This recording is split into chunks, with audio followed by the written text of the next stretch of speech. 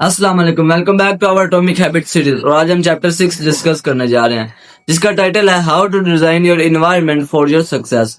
James Clear बड़ी powerful बात करते हैं कि आपकी हैबिट सिर्फ विल पावर या सिर्फ मोटिवेशन पे डिपेंड नहीं करती, बल्कि आपकी हैबिट्स आपके एनवायरनमेंट पे डिपेंड करती हैं। क्योंकि मोटिवेशन कभी लो रहती है तो कभी हाई रहती है, और इसी वजह से अक्सर लोग अपनी हैबिट्स को सस्टेन नहीं कर पाते।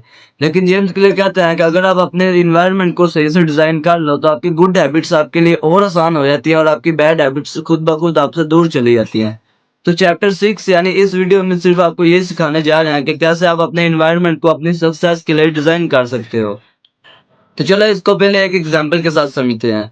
तो जेम्स क्लियर हमारे साथ एक रिसर्च की स्टोरी शेयर करते हैं जो मैसाचुसेट्स जनरल हॉस्पिटल में हुई। तो पहले ये होता था कि लोग जब हॉस्पिटल के कैफेटेरिया में आते थे तो सॉफ्ट ड्रिंक्स बहुत ज़्यादा खरीदते थे और पानी बहुत कम पिया जाता था, यानी अनहेल्दी चॉइस कॉमन हो चुकी थी। तो हॉस्पिटल मैनेजमेंट स्टाफ को एक आइडिया आया और उन्होंने थोड़ा सा इन्वायरमेंट चेंज किया। उन्होंने कैफेटेरिया के हर टेबल पे पानी की बोतल्स रख दी और सॉफ्ट ड्रिंक को थोड़ा साइड और पीछे रख दिया, यानी पानी को इजीली एक्सेसिबल और विजिबल बना दिया गया। तो रिजल्ट ये हुआ कि लोगों ने ऑटोमेटिकली पानी को ज्यादा पीना स्टार्ट कर दिया और सॉफ्ट ड्रिंक की सेल्स गिर गई। तो देखिए, विल पावर सेम ही थी, लेकिन थोड़े से एनवायरनमेंट चेंज ने लोगों के डिसीजंस को बदल दिया, लोगों की चॉइस को चेंज कर दिया। तो दूसरी स्टोरी जो हमारे साथ जेम्स क्लियर शेयर करते हैं वो एक चर्च की है। तो चर्च में पहले क्या होता था कि लोग आते थे और डायरेक्टली सर्विस के बाद चले जाते, यानी एक दूसरे से ज्यादा इंटरेक्ट नहीं होते थे। तो चर्च ने एक कॉमन एरिया डिजाइन किया जहाँ कॉफी और स्नैक्स अवेलेबल थे और सिटिंग अरेंजमेंट ऐसे थे कि कई लोग एक साथ बैठकर बातचीत कर सकते थे। और रिजल्ट ये हुआ कि एक फ्रेंडली इन्वायरमेंट क्रिएट हो गया, लोग ज्यादा सोशलाइज करने लगे और एक स्ट्रॉन्ग कम्युनिटी बन गई। यानी थोड़ा सा इन्वायरमेंट चेंज ने सोशल बिहेवियर को भी इम्प्रूव कर दिया। तो इन दोनों स्टोरीज का एक ही मैसेज है, habit are shape more by your environment than by your motivation. यानी जो चीज़ आपके सामने और इजीली एक्सेसिबल होगी लोग उसी को अडॉप्ट करते हैं, क्योंकि उसको अडॉप्ट करना ज़्यादा आसान होता है। और यही है एटॉमिक हैबिट का first law, make it obvious. तो अब सवाल यह है कि अपने इन्वायरमेंट को अपने सक्सेस के लिए कैसे डिजाइन करें। तो इसके लिए जेम्स के लिए हमें कुछ गोल्डन टिप्स देते हैं। Number 1, make good habits obvious. Study करनी है तो बुक्स को सामने डेस्क पे रखो, वर्कआउट करना है तो डंबल्स को अपने सामने रखो, पानी पीना है तो बोतल को हमेशा विजिबल रखो। Number 2, make bad habits invisible.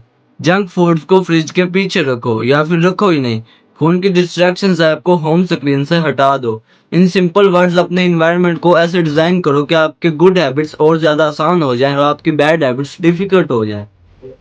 तो जेम्स क्लियर हमें एक और बड़ा पावरफुल पॉइंट देते हैं कि कॉन्टेक्स्ट इज द क्यू। हमारी हर हैबिट किसी न किसी जगह से कनेक्टेड होती है। जैसे टीवी देखते ही चिप्स की याद आ जाती है, बेड पे लेटते ही स्क्रॉलिंग करने का मन करता है और डेस्क को देखते ही स्टडी या काम याद आ जाता है। मतलब हमारा इन्वायरमेंट ये हमारी हैबिट्स का सिग्नल होता है, और जब हम इनका मिक्स यूज करते हैं तो हमारा ब्रेन कंफ्यूज हो जाता है। तो इसीलिए जेम्स क्लियर कहते हैं one space one use. Bed सिर्फ सोने के लिए, डेस्क सिर्फ स्टडी या काम के लिए, और डाइनिंग टेबल सिर्फ खाने के लिए। अगर तुम बेड पे ही स्टडी, फोन और मूवीज सब कुछ एक साथ करते हो तो तुम्हारे ब्रेन को मिक्स सिग्नल्स मिलते हैं और तुम्हारी नींद भी डिस्टर्ब हो जाती है। लेकिन अगर हर जगह का एक अलग पर्पज हो तो तुम्हारे ब्रेन को बिल्कुल क्लियर क्यूज मिलते हैं। तो ये था chapter 6, how to design your environment for your success. और अब आप समझ गए होंगे कि अपनी लाइफ में हैबिट्स बिल्ड करने के लिए एनवायरनमेंट डिजाइन करना कितना पावरफुल हो सकता है। तो याद रखो, मोटिवेशन हमेशा टेम्परेरी होती है लेकिन एनवायरनमेंट परमानेंट होता है। अगर वीडियो पसंद आई हो तो लाइक करो और सब्सक्राइब करो, और चैप्टर 7 के लिए बेल आइकन को जरूर प्रेस कर लो। तो मिलते हैं चैप्टर 7 में ही, तब तक के लिए स्टे ट्यून्ड। अल्लाह हाफिज।